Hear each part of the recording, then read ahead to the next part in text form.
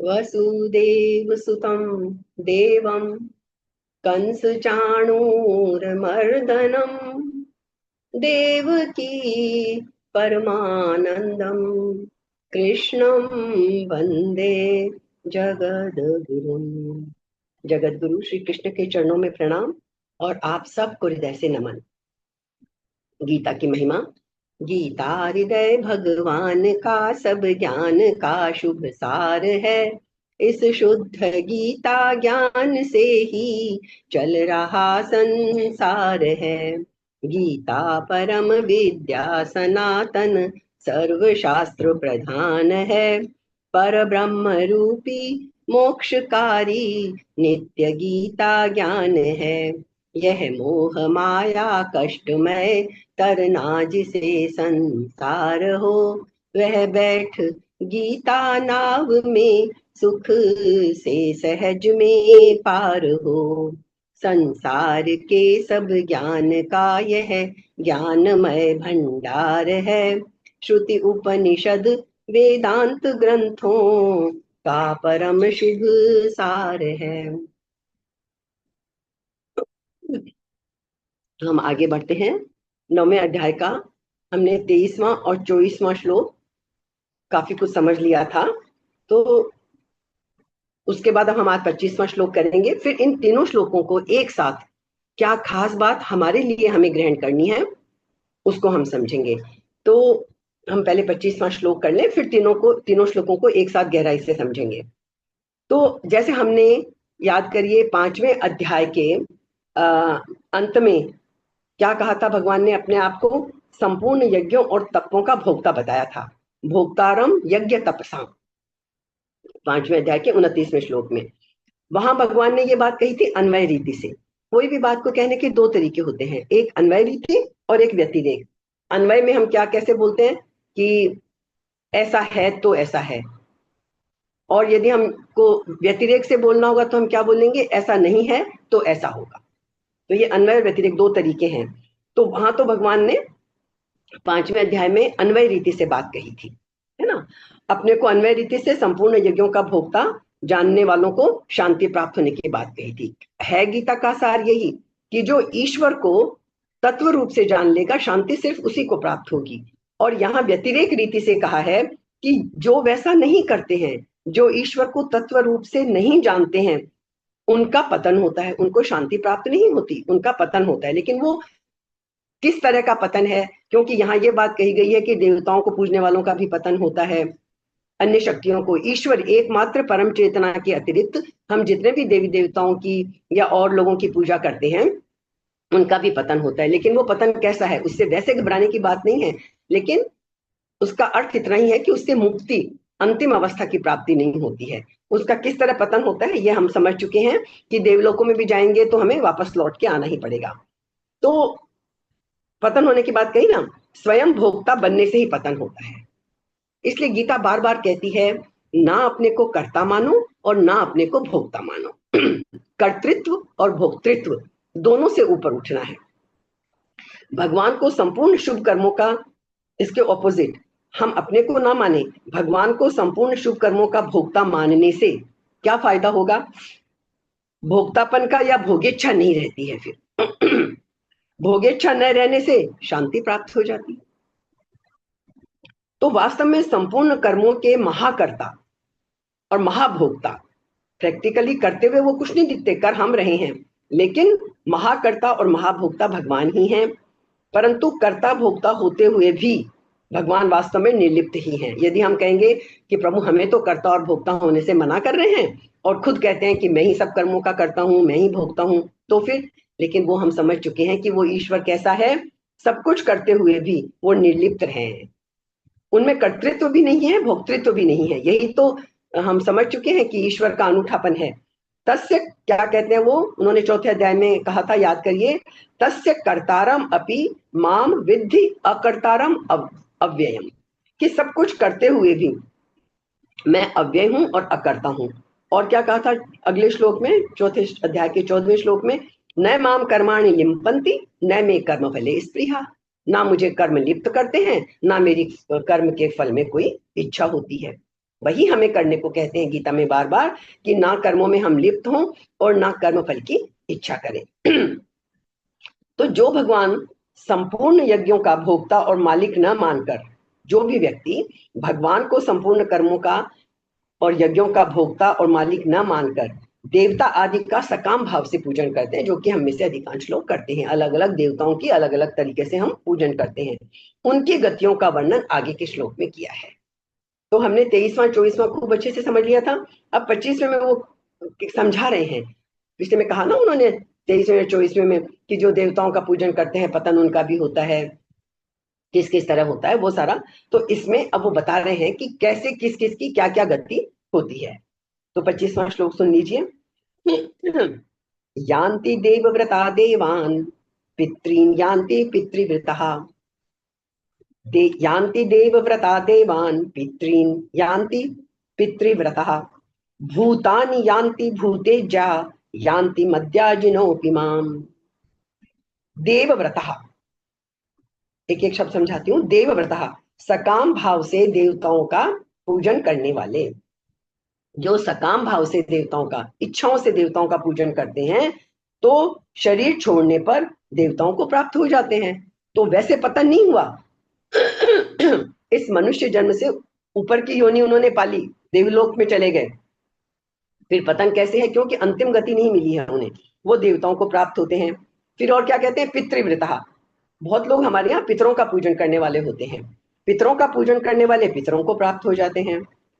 और भूतेज्यः, भूत प्रेतों का पूजन करने वाले, आप जानते हैं सब ब्लैक मैजिक है और ये भूत प्रेतों की पूजा बहुत लोग करते हैं श्मशान में जाके, ये सब। तो भूत प्रेतों का पूजन करने वाले भूत प्रेतों को प्राप्त होते हैं। जो जिसकी पूजा करेगा उसको वही मिलेगा। लेकिन इसीलिए कहते हैं मद्याजिनः, परंतु मेरा पूजन करने वाले, भगवान कह रहे हैं मेरा पूजन करने वाले माम यान्ति, वो मुझे ही प्राप्त होते हैं। जो जिसका पूजन करेगा उसको प्राप्त करेगा। तो इससे पहले 24वें श्लोक में क्या बताया था कृष्ण ने? संपूर्ण यज्ञों का भोक्ता और संपूर्ण संसार का मालिक हूं, परंतु जो मनुष्य मेरे को भोक्ता और मालिक ना मानकर स्वयं को भोक्ता और मालिक मानते हैं उनका पतन हो जाता है। तो अब उस पतन का विवेचन इस 25वें श्लोक में किया है कि उनका पतन क्या है, कैसा पतन होता है। यान्ति देवव्रता देवान, भगवान को ठीक तरह से न जानने के कारण, तत्व से न जानने के कारण भोग और ऐश्वर्य को चाहने वाले पुरुष अच्छा काम करते हैं, वेदों और शास्त्रों में वर्णित नियमों को, व्रतों को, मंत्रों को, पूजन विधियों को अपने अपने उन विधियों के अनुसार अपने अपने उपास्य देवताओं का विधि विधान सांगोपांग पूजन करते हैं। वो कोई गलत काम नहीं कर रहे हैं, अनुष्ठान करते हैं और सर्वथा उन देवताओं के परायण हो जाते हैं। बस मेरा तो जो कुछ है यही देवता है, मेरा तो यही है, मेरा तो यही है। 7वें अध्याय का 20वां श्लोक। वे उपास्य देवता अपने उन भक्तों को अधिक से अधिक और ऊंचा से ऊंचा, लेकिन मिलेगा तो हमें वही ना, जिसकी हम पूजा कर रहे हैं वो हमें वही तो दे सकता है जितनी उसकी सामर्थ्य है। आज हमसे कोई मदद मांगने आए, हमारी पूरी तरह से हमको समर्पित हो जाए, तो हम क्या करेंगे? हमारी जितनी सामर्थ्य है हम उतना ही तो कर सकेंगे। जो मैक्सिमम हम कर सकते हैं, जो हमारी हमारी सामर्थ्य में नहीं है, तो वो हम कैसे देंगे? तो देवता भी उतना ही दे पाते हैं जितना उनकी सामर्थ्य में है। तो वो ज्यादा से ज्यादा ऊंचा फल देवता क्या दे सकते हैं? उनको अपने अपने लोक में ले जाएंगे। लेकिन उन लोगों को ईश्वर ने क्या कहा है ये हम समझ चुके हैं कि उन लोगों से भी पुनरावृत्ति होती है। वहां जब भोग पुण्य क्षीण हो जाते हैं तो फिर मनुष्य का जन्म लेना पड़ता है। ये हम सारी चीजें समझ चुके थे। अच्छा, 23वें श्लोक में भगवान ने बताया था कि देवताओं का, उन्होंने एक्चुअली क्या कहा था कि देवताओं का पूजन भी मेरा ही पूजन है, क्योंकि ईश्वर से अलग तो कुछ है ही नहीं ना, इसलिए देवताओं का पूजन भी मेरा ही पूजन है। उस पूजन में लेकिन उन्होंने क्या कहा था? वो अविधि पूर्वक है, विधि पूर्वक नहीं है। मतलब विधि, ऐसी वाली विधि तो बहुत है कि कितना दक्षिण में रखना है, किस तरफ मुंह करना है, फूल कैसे रखने हैं, क्या करना है, क्या क्या सामग्री चाहिए, वो विधि तो सारी है। लेकिन कृष्ण उसको विधि नहीं मानते। उनका कहना है कि सबसे बड़ी विधि यह है कि हम किसी भी देवता की, किसी की भी पूजा अर्चना करें उसमें ईश्वरत्व का भाव रखें। यदि उसको भी ईश्वर का स्वरूप मान के करते हैं तो फिर तो ठीक है, ये विधि है, असली बात है। तो देवता आदि का पूजन करके भोग और ऐश्वर्य को चाहते हैं हम लोग, तो इसलिए उनका पतन होता है। अगर वे देवता आदि के रूप में मेरे को ही, भगवान कहते हैं मेरे को ही माने और उन भगवत स्वरूप देवताओं से कुछ भी ना चाहे, कामना नहीं, वासना नहीं, उपासना के भाव से जाएं। बस वही पिछली बार जो चर्चा की थी, हमें वासना नहीं उपासना का भाव रखना है। चाहे हम देवताओं को पूजें, चाहे पितरों को पूजें, लेकिन हमें वहां वासना का भाव नहीं रखना है, कुछ मांगने की इच्छा नहीं रखनी है। उनको भी हमें उपासना के भाव से, उपासना का मतलब होता है निकट होना, उपासना के भाव से यदि हम पूजें तो फिर वो देवता अथवा स्वयं मैं भी उनको कुछ देना चाहता हूं। यदि ईश्वर कृष्ण कहते हैं कि यदि ऐसे में कोई देवता या प्रभु को देना भी चाहे तो हम मनुष्य ये जवाब दे कि भगवान मुझे और कुछ चाहिए ही नहीं। सबसे बड़ी चीज है कि आपके पास होना, उपासना, आपके पास होना, बस वो मुझे मिल गया, मुझे और कुछ चाहिए ही नहीं। उससे बड़ी कोई चीज ही नहीं है जिसे मैं मांगू। फिर पितृनियांति पितृ व्रतः। अब जो सकाम भाव से पितरों का पूजन करते हैं वो मैंने बता दिया। पितरों से कई तरह की सहायता मिलती है। आपने कई बार सोचा होगा, सुना भी होगा कि हमारे जो पितर हैं, बड़े लोग हैं, वो आके कई तरह से सपने में आके कुछ बता देते हैं, किसी तरह से कोई मदद कर देते हैं। तो पितरों से कई तरह की सहायता मिलती है। इसलिए लौकिक सिद्धि चाहने वाले मनुष्य पितरों के व्रतों का, नियमों का, पूजन विधियों का सांगोपांग बड़े विधि विधान से पूजन करते हैं और पितरों को ही अपना इष्ट मानते हैं कि वही हमारे तो इष्ट हैं। उनको अधिक से अधिक, उनको अधिक से अधिक और ऊंचा से ऊंचा फल क्या मिलेगा कि पितर उनको अपने लोक में ले जाएंगे, उससे बाहर तो उनकी पहुंच नहीं है ना। इसलिए यहाँ कहा गया है कि पितरों का पूजन करने वाले पितरों को प्राप्त होते हैं।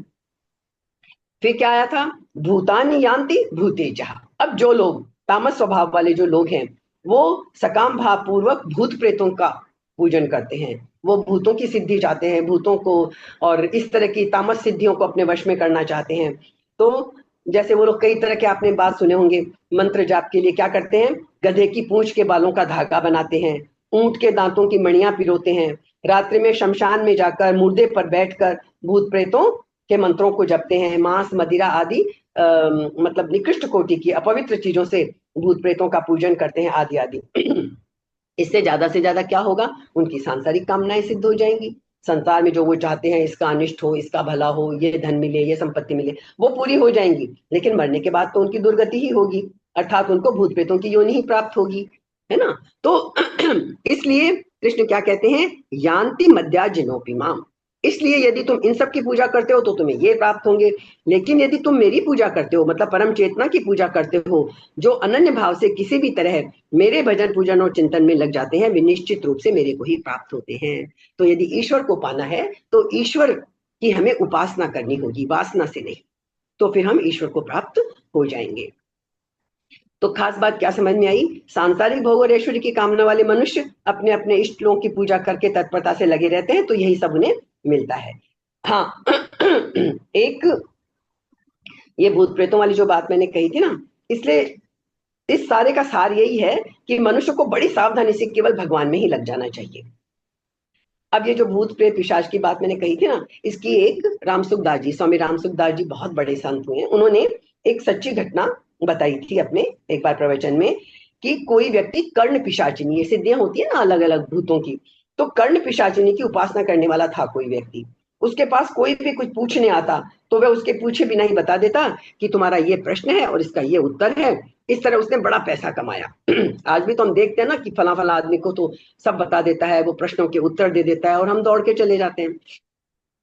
अब उसकी विद्या का चमत्कार देखकर एक व्यक्ति उसके पीछे पड़ गया कि भाई मेरे को भी ये विद्या सिखाओ, मैं भी सीखना चाहता हूँ। तो उसने बेचारे ने बड़ी सरलता से कहा, भाई ये विद्या चमत्कारी तो बहुत है, लेकिन वास्तव में ये कल्याण करने वाली नहीं है। तो फिर उसको किसी ने पूछा, भाई तुम बिना किसी के बताए कैसे प्रश्न जान लेते हो, कैसे प्रश्न का उत्तर दे देते हो। तो उसने बताया कि मैंने कर्ण पिशाचिनी को सिद्ध किया हुआ है। मैं किसी का जवाब देने से पहले कान में विष्ठा डाल लेता हूँ, और जब कोई पूछने आता है तो उस समय कर्ण पिशाचिनी, विष्ठा मैंने आप समझते ही हैं, गंदी वस्तु, पोटी, तो कर्ण पिशाचिनी, ये सब गंदे अपवित्र काम ही होते हैं ना यहाँ। तो कर्ण पिशाचिनी आकर मेरे कान में उसका प्रश्न और प्रश्न का उत्तर सुना देती है और मैं वैसा ही कह देता हूँ, तो सबको लगता है भाई मुझे तो कोई सिद्धि है। फिर किसी ने पूछा, अच्छा आप बताओ, आपको तो सब पता होगा, आप मरोगे कैसे, तो आपने पूछा होगा अपने मरने के बारे में भी। तो इस पर उसने कहा कि मेरा मरना तो नर्मदा के किनारे हो। अब उसका शरीर शांत होने का, जब शरीर शांत हो गया, उसका मृत्यु तो इंसान ने जन्म लिया है तो आनी ही है। तो जब उसका शरीर शांत हो गया तो बाद में पता चला कि कैसे कैसे हुई थी उसकी मृत्यु। जब उसको अपना अंतिम समय पता चला कि अब तो मेरा अंत समय आने लगा है, तो वो नर्मदा की तरफ जाने लगा कि मुझे तो नर्मदा के किनारे मरना है। तो कर्ण पिशाचिनी सूकरी बनकर, मतलब इन सिद्धियों को प्राप्त करना कितना अपना अहित करता है, कर्ण पिशाचिनी सूकरी बनकर उसके सामने आ गई। उसको देखकर वो नर्मदा की तरफ भागा, तो कर्ण पिशाचिनी ने उसको नर्मदा में जाने से पहले ही किनारे पर मार दिया। किनारे पर ही मर गया, वो नर्मदा में नहीं पहुंच गया। कारण क्या था? अगर वो नर्मदा में जाकर मरता तो उसकी सदगति हो जाती, लेकिन कर्ण पिशाचिनी ने उसकी सदगति नहीं होने दी और उसको नर्मदा के किनारे पर ही मारकर उसको अपने साथ ले, अपने लोक में ले गई। मतलब तात्पर्य क्या हुआ इसका, कि देवता पितर आदि की उपासना स्वरूप से त्याज्य नहीं है। हम किसी की भी देवता की पूजा उपासना करें, लेकिन भूत प्रेत पिशाच इनकी उपासना नहीं करनी चाहिए। ये सब त्याज्य है, स्वरूप से ही त्याज्य है, इनसे कभी भला नहीं होता। इसलिए ये बात का हमें ध्यान रखना होगा। तो अब हमें करना क्या है? अब ये 3 श्लोक हमारे, हमने इनका अर्थ तो समझ लिया, लेकिन अब हमें करना क्या है इन श्लोकों के विषय में? अब हम इसको थोड़ा सा समझ लेते हैं। 23, 24 और 25 ये 3 श्लोक हैं, इनको हम आज थोड़ा सा बस समझ लेते हैं। वैसे हमने काफी समझ लिए हैं। तो असल में देखिए, ये जो बार बार कृष्ण कहते हैं ना गीता में कि आप वासना से दूर रहो, निष्काम भाव से सब कुछ करो और ईश्वर की तरफ ध्यान रखो, ना कि छोटी छोटी चीजों की तरफ। एक्चुअली हम जितनी भी चीजों की कामना करते हैं दुनिया में, धन, मान, पद, प्रतिष्ठा, सबके पीछे असल में भावना होती है कि हम ईश्वर को पाना चाहते हैं। हालांकि हमें लगता नहीं है। जो व्यक्ति धन के पीछे पड़ा है, हमारे अंदर का जो बीज है, हर अनुकूल परिस्थिति को चाहता है, क्योंकि परमात्मा की पहचान ही अनुकूलता है, आनंद ही है। तो हम पहचाने या ना पहचाने, हम माने या ना माने, समझे या ना समझे, लेकिन चाहे हम कुछ भी मांग रहे हैं, कुछ भी पाना चाहते हैं, लेकिन अंत में हमारे अंदर की जो मांग है, असली मांग, वो परमात्मा को ही पाने की है। अब प्रॉब्लम क्या आती है कि हमें ये पता नहीं है कि हमारे अंदर की मांग परमात्मा को पाने की है। हमें, किसी को लगता है कि हम धन के पीछे हैं, किसी को लगता है हम पद के पीछे हैं, किसी को लगता है संबंधों के पीछे हैं, मतलब हम दुनियावी चीजों के ही पीछे हैं। हमें यही लगता है कि हमारी ये इच्छा है, हमारी ये इच्छा है। हमें ये नहीं पता चलता कि हमारी इन इच्छाओं के पीछे भी मूल रूप से इच्छा हमारी ईश्वर को पाने की ही है, बस हमें पता नहीं है उसका। जैसे कोई बीज हम डालते हैं, उसका वृक्ष बनता है, पर बीज को पता नहीं है कि उसकी इच्छा क्या है। वो वृक्ष बनेगा, आकाश में जाएगा, उसमें और बीज लगेंगे, उसे कुछ पता ही नहीं है कि वो इतना बड़ा बनने वाला है, इतने फूल होंगे। तो इसी तरह आदमी भी बीज की तरह बढ़ता परमात्मा की तरफ ही है, अनजाने में। लेकिन हम अनजाने में बढ़ रहे परमात्मा की तरफ हैं, लेकिन इंसान को पता ही नहीं है कि वो खोज क्या रहा है, क्यों खोज रहा है। उसकी सब खोजों में, धन की, मान की, पद की, प्रतिष्ठा की जो भी खोज है, उसमें अंतर्निहित खोज क्या है? वो है ईश्वर की ही, लेकिन हमें पता नहीं है। हम इसको समझने की कोशिश करें कि हमारी इच्छाओं में अंततः ईश्वर की खोज कैसे छुपी है। 1-2 उदाहरण समझ लेते हैं। जैसे हम गहराई में जाएंगे तो हमें अपनी इच्छाओं में समझ में आ जाएगा। जैसे हम धन की बात लें सबसे पहले, क्योंकि धन सब चाहते हैं। एक आदमी धन खोजता है, किस लिए खोजता है? धन के 3 कारण हैं। धन हम किस लिए चाहते हैं? कोई भी चीज के पीछे कारण है ना। पहला, सुरक्षा के लिए, फॉर सिक्योरिटी। हमें लगता है भाई पैसा पास में है तो फिर हम कुछ भी कर सकते हैं। धन, पैसा पास में है, कल की सुरक्षा, LIC में है ना, जीवन के साथ भी और जीवन के बाद भी, मतलब सुरक्षा चाहिए हमें हर तरह से, आर्थिक रूप से, कि भाई धन पास में है तो मेरे पास सुरक्षा है, कल की मुझे चिंता नहीं है। तो हम बचा बचा के, इन्वेस्ट कर करके सब कुछ, धन इसीलिए करते हैं हम सुरक्षा के लिए। एक तो हम सुरक्षा के लिए करते हैं कि ऐसा जीवन मिल जाए जहां फिक्र ना हो, चिंता ना हो, असुरक्षा ना हो, भय ना हो, मैं असहाय अनुभव ना करूं कि जब पैसे की जरूरत हो तो मुझे किसी के सामने हाथ फैलाना पड़े। एक तो ये कारण है धन का। दूसरी बात, आदमी धन खोज रहा है तो वो ऐसा धन भी खोज रहा है कि भाई उसे कोई छीन ना सके।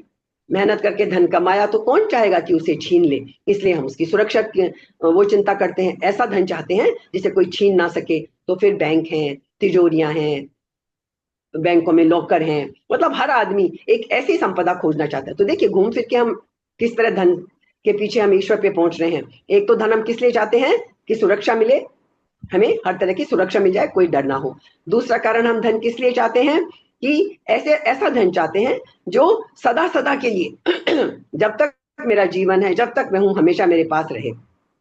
अब असल में आइए, एक परमात्मा ही ऐसी संपदा है जो शाश्वत है। धन तो आप जानते हैं, आज मेरे पास है, कल किसी और के पास होगा। परमात्मा के सिवाय ऐसी कोई संपदा नहीं है, हो ही नहीं सकती, जो छीनी ना जा सके। धन को छीना जा सकता है, सिर्फ वही है एक परम पिता जिसको छीन नहीं सकते। तीसरे नंबर पर आदमी जब धन खोजता है तो एक और कारण भी होता है, हम अंदर से रिक्त हैं। असल में हमने अपने आप को बिजी करके, कामों में लगा के, दुनिया की वासनाओं में लगा के हमने अपने आप को बिजी कर रखा है। जब कभी हम एकांत में बैठते हैं या जब हमें दुनिया की चीजों की व्यर्थता महसूस होने लगती है तो हमें अंदर एक खालीपन महसूस होता है कि अरे सब कुछ होते हुए भी, पुत्र, पत्नी, परिवार, संतान, घर, पैसा, सब कुछ होते हुए भी कितनी बार हमें महसूस होता है कि अंदर में कुछ खालीपन है। तो आदमी धन खोजता है खालीपन के लिए, खालीपन को भरने के लिए, धन से भरना चाहता है ना। तो धन भी इसलिए खोजता है कि चलो अंदर का खालीपन भर जाए, पैसा है तो कुछ का कुछ करने में मन लग जाएगा, है ना। लेकिन कितना ही धन मिल जाए वो तृप्ति नहीं मिलती है। कितने ही धनी लोगों को आपने देखा होगा, करवटें बदलते रहते हैं, अंदर में शांति नहीं है, तृप्ति नहीं है। तो ऐसी तृप्ति तो केवल उसी को होती है जिसे परमात्मा रूपी धन मिल जाता है। तो आप ये समझ लें कि ये जो धन को पाने का बीज हमारे अंदर कीड़ा कुलबुलाता रहता है, ये भी एक तरह से ईश्वर को ही पाने की चाहना है, लेकिन वो विकृत रूप में है। हम उसको, इसी खोज को यदि परमात्मा की खोज में बदल दें तो ये हमारा सही रास्ता हो जाएगा। ऐसे ही पद की बात है। पद आदमी किस लिए चाहता है कि मुझे किसी से नीचा ना देखना पड़े। तो इसलिए वो क्या करता है, वो सीढ़ियां चढ़ता रहता है, खुद बड़े पद पर पहुंचने की बेचैनी। बड़े पद पे पहुंचता है तो फिर हमेशा डर लगा रहता है, क्योंकि वो भी तो किसी को पीछे छोड़ के इस पद पे पहुंचा है। हमेशा से तो इस पद पे वो था नहीं, उसके पहले कोई था। तो हमेशा उसे पता है कि ये कोई दूसरे लोग भी हैं जो इस पद के पीछे पड़े हैं। तो आदमी की आकांक्षा तो सही है कि वो ऐसा पद चाहता है जो हमेशा बना रहे, लेकिन कोई भी पद दुनिया का ऐसा नहीं है। आप दुनिया के सबसे बड़े से बड़े पद पे पहुंच जाएं, सारी दुनिया के मालिक बन के बैठ जाएं, तो भी आपको हटना पड़ेगा वहां से। तो सिवाय परमात्मा के और कोई ऐसा नहीं है। तो कुल मिला के बात क्या है, आदमी ऐसी स्थिति चाहता है जहां से उसे वापस नीचे ना गिरना पड़े, और वो स्थिति क्या है, वो सिर्फ परमात्मा की है। तो चाह हमारी गलत नहीं है, लेकिन हम गलत दिशा में प्रयत्न कर रहे हैं। ऐसा पद पाने की हमारी इच्छा जो है वो सिर्फ ईश्वर ही है। हम अपने लिए बातें समझ रहे हैं। तो कोई भी नहीं चाहता कि किसी से पीछे रह जाए, लेकिन पीछे तो सब रहते हैं, क्योंकि एक बार आप ऊपर चढ़ भी गए तो पीछे लाइन लगी है आपको पैर पकड़ के नीचे खींचने वालों की। दूसरा कोई उसी जगह आना चाहता है, क्योंकि आप भी तो किसी को हटा के उस पद पे पहुंचे हो। इसलिए वो कभी भी परमानेंट नहीं होता। लाओ त्से का नाम आपने सुना होगा। वो हमेशा कहते थे कि शांति सिर्फ इसी बात में है। वो कहते थे, मैंने तो ये माना है कि शांति सिर्फ ऐसी है, वहां जाके बैठ जाओ जो जगह सबसे नीची हो, ऐसे गड्ढे में बैठ जाओ जहां से आपको और कोई नीचे गिरा ही ना सके। जब तक ऊंचाई पे हो तब तक आपकी लेग पुलिंग होती रहेगी। जीसस ने भी कहा था, क्राइस्ट ने भी कहा था कि जो आदमी पंक्ति में सबसे अंत में खड़े होने को तैयार हो वही प्रथम हो जाएगा। जो, लेकिन हम तो सब लाइन में सबसे आगे रहना चाहते हैं। और असली बात क्या है, इसलिए पंक्ति में हम आगे नहीं रह सकते, कि वास्तव में क्या है कि ये जो जीवन है ना, ये सीधी लाइन है ही नहीं। हम कितनी बार कर चुके, ये तो चक्र है, पहिया है, गोलाकार है, और गोलाई में कभी कोई आगे पीछे होता ही नहीं है। यदि हम सर्कल में खड़े हैं तो ना कोई आगे है ना कोई पीछे है। आप कितने ही चक्कर लगा लें, आपके आगे भी कोई होगा, आपके पीछे भी कोई होगा, आप कभी फर्स्ट हो ही नहीं सकते। तो यही बात हम समझते नहीं है। चाहे कितने ही बड़े बड़े लोग हो गए, कोई सिकंदर, नेपोलियन, हिटलर, स्टेलिन, वो कहीं नहीं पहुंचते, वो सर्कल सर्कल में घूम रहे हैं, है ना। तो इसलिए कोई कहीं भी पहुंच जाए तो उसको यही लगेगा सर्कल में कि उससे लोग आगे मौजूद हैं, तो उसकी ये कभी इच्छा पूरी होगी ही नहीं। जिंदगी एक सीधी रेखा में नहीं चल रही, वो सर्कुलर है। तो जब तक कोई व्यक्ति अपने को परमात्मा के साथ एक ना समझ ले तब तक हीनता मिटती ही नहीं है। और जब तक हीनता नहीं मिटती है तब तक ईर्ष्या नहीं मिटती, और हीनता और ईर्ष्या नहीं मिटती है तब तक दूसरों को नीचा दिखाने की कोशिश भी नहीं मिटती है। तो इस सब का परिणाम अंत में क्या होगा? संताप के सिवाय कुछ नहीं होगा। आदमी चाहता है परम पद, और वो परम पद यहाँ दुनिया के परम पद नहीं है, वो परम पद परमात्मा का है। इसका उसे यदि बोध हो जाए, ये यदि हमको बोध हो जाए कि जो हम परम पद पाना चाहते हैं, जहां से हमें कोई नीचे ना खींच सके, तो वो परम पद सिर्फ परमात्मा का पद है। उस पद से फिर हमें कोई नीचे नहीं खींच सकता। एक और चीज से देखें हम, ये चीज हमें समझ में आ जाएगी। अंदर में छुपी हुई इच्छा हम सबकी उस परमात्मा को पाने की है, क्योंकि वही है अल्टीमेट, वही है जहां से हम नीचे नहीं गिर सकते। जैसे एक बात और सोच लें हम, मृत्यु, मृत्यु से सब आदमी भयभीत हैं, सब डरे हुए रहते हैं। सबको पता है कि मृत्यु किनारे खड़ी है, सबको मरना है ना। सब सब आदमी, छोटा बच्चा भी पैदा होता है डरा हुआ पैदा होता है। जोर के खटके की आवाज हो जाए, बच्चा सो रहा है, जरा सी आवाज हो जाए कांप जाता है ना। तो नींद में सोया है, अंधेरा हो गया तो चिल्ला उठता है। मतलब हर कोई डर में, भय में, चिंता में रहता है। और अक्सर ये होता है कि मृत्यु से बचने का जितना इंतजाम करते हैं, सही पूछिए तो हम लोग सब मृत्यु से बचने के इंतजाम में, हम यदि ऐसा कर लें कि हम कोई ऐसा तरीका निकाल लें कि जिससे हमारी मौत हो ही ना, तो हम क्या कर रहे हैं? हम अपना जीवन व्यर्थ गंवा रहे हैं। मृत्यु तो पक्का आएगी। उस मृत्यु से बचने के लिए हम कितने भी उपाय कर लें, लेकिन उस चक्कर में हम अपनी जिंदगी गंवा बैठते हैं। जो जी रहे हैं उसका हम आनंद ही नहीं ले पाते। तो सबसे पहले मृत्यु का भय हमें छोड़ दें यदि, और हम क्या करते हैं, दूसरी बात, जीने के इंतजाम किए चले चल रहे हैं। आपने बहुत लोगों को अक्सर कहते सुना होगा कि अरे जीवन भर किया क्या, पैसा कमाने में लगे रहे, पद के पीछे भागते रहे, संबंधों को अच्छा बनाने में लगे रहे। मतलब हम जिंदगी भर इन चीजों के पीछे लगे रहते हैं, जीने का तो मौका ही नहीं मिला। ये बात जाके समझ में आती है बुढ़ापे में कि जीवन तो मैंने जिया ही नहीं, मैं तो हमेशा जीने के इंतजाम करने में लगा रहा कि पैसा कर लूं तो आगे मुझे चिंता ना हो, ये मैं घर बना लूं ताकि मैं सुख से रह सकूं। मतलब हम जीने के इंतजाम करते रहे, जीवन जी नहीं पाए भरपूर कभी भी। तो मौत से बचने का एक ही उपाय है। क्या उपाय है मौत से बचने का? सब मौत से डरते हैं ना। इस शरीर की तो मृत्यु होगी, लेकिन मौत से बचने का एक उपाय है, हम उसे जान लें जो अमृत है, जो कभी मरता ही नहीं है। हम उसे पहचान लें जो मरता ही नहीं है। हम उसके साथ अपनी एकता खोज लें, क्योंकि हमारी एकता है उस ईश्वर के साथ जो अमृत है, जो कभी मरता नहीं है, जिसकी कोई मृत्यु नहीं है। तो ये फिर हमारी ठीक दिशा हो जाएगी। फिर हम जीवन जिए, सब कुछ करें, लेकिन फिर हम इसका मतलब सही डायरेक्शन में जा रहे हैं। ये आकांक्षा ठीक हो तो अमृत की खोज बनेगी, और यदि ये आकांक्षा गलत है तो बस फिर तो गलत ही है। धन की खोज है, यदि उसको ईश्वर की तरफ लगा दिया तो वो परम धन की खोज बन जाएगी, है ना। यदि गलत खोज है तो बस फिर तो हम यही धातु के ठीकरे, सोना चांदी, हीरे जवाहरात, रुपया पैसा, यही इकट्ठे करने में लगे रहेंगे। अगर पद की खोज सही है तो फिर हम परमात्मा के सिवाय कोई बड़ा पद नहीं है, हम उस परमात्मा को ही पालेंगे। और गलत सोच होगी तो हम ऐसे पदों को ढूंढते रहेंगे दुनिया में, कभी हम ऊपर उठते रहेंगे, कभी कोई हमें नीचे खींचता रहेगा। ये बात है। तो श्री कृष्ण ने कहा है कि हे अर्जुन, यद्यपि श्रद्धा से युक्त हुए जो सकाम भक्त दूसरे देवताओं का पूजन करते हैं, वे भी मेरे को ही पूछते हैं। क्योंकि हमने ये तो देख लिया ना, सारे ब्रह्मांड, वो परम पिता, वो परम चेतना ही सारे ब्रह्मांडों की मालिक है। तो चाहे पूजा किसी की भी हो रही हो, अंत तो गत्वा पूजा भगवान कहते हैं मेरी ही होती है। पूजने वाले को भी पता हो कि ना हो वे किसकी पूजा कर रहा है, लेकिन पूजा तो प्रभु की हो रही है। तो श्री कृष्ण इसी अर्थ में कह रहे हैं कि तुम्हारी वासनाएं कहीं भी दौड़े, तुम्हारी पूजा किन्हीं के भी चरणों में पड़े, श्रद्धा कहीं भी सिर रखे, तुम हो मेरी ही तलाश में। हमें बस पता नहीं है कि हम प्रभु को तलाश रहे हैं, क्योंकि हम अन्य कारणों से अन्य अन्य देवताओं की पूजा में लगे रहते हैं। तो ये सब जो है उसको कृष्ण ने कहा है अविधि पूर्वक।